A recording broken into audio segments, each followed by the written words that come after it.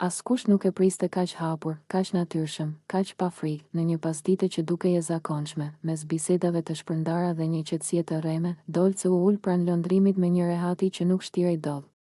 Trupi i saj fliste më shumë se fjalët. Dhe pastaj ndodhi momenti që ndezi gjithë shtëpinë. Ajo ja çoi këmbët sipër lëndrimit, duke qeshur lehtë, pa menduar për kamerat, pa menduar për sytë që po i vëzhgonin. Ishte një gjest intim, por edhe provokues. Jo vulgar, por i guximshëm.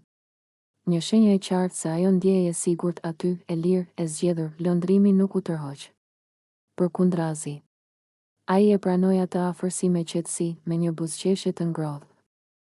Dhe në një moment që dukej sikur koha u ndal, e puthi.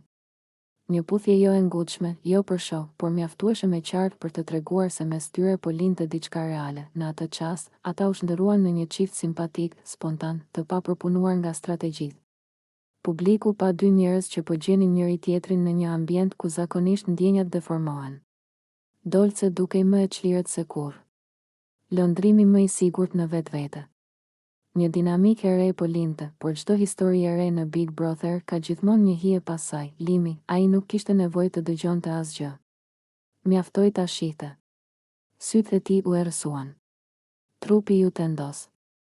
Diçka brenda tij u thye në heshtje. Sepse për Limin, kjo nuk ishte thjesht një lidhje e re, ishte humbje. Ishte zëvendësim.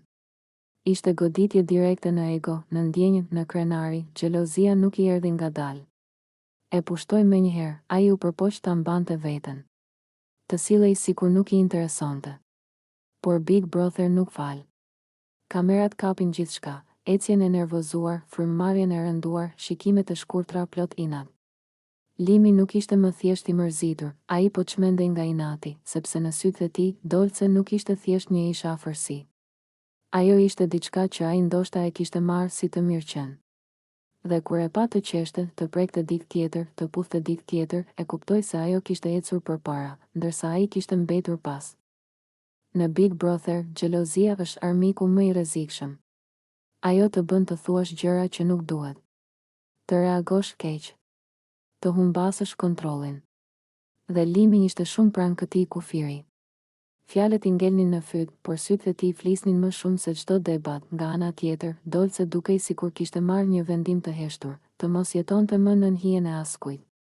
Ajo nuk po provokonte me qëllim. Po jetonte momentin.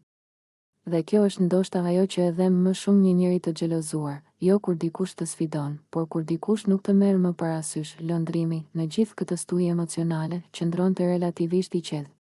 Ai nuk u përfshi në drama. Nuk hodhi benzinë në zjarr.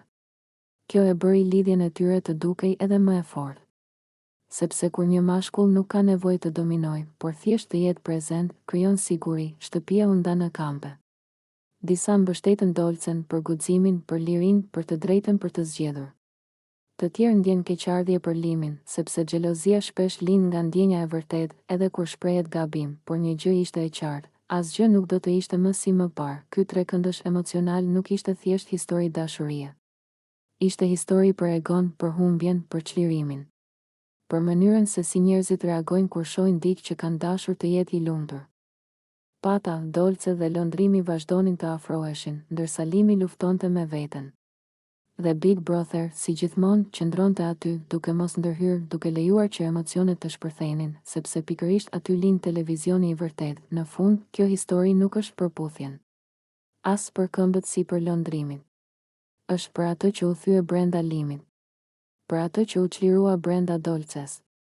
Dhe për faktin se në Big Brother, dashuria nuk është kur vetëm dashuri, është pasqyrë e asaj që jemi kur humbasim kontrollin.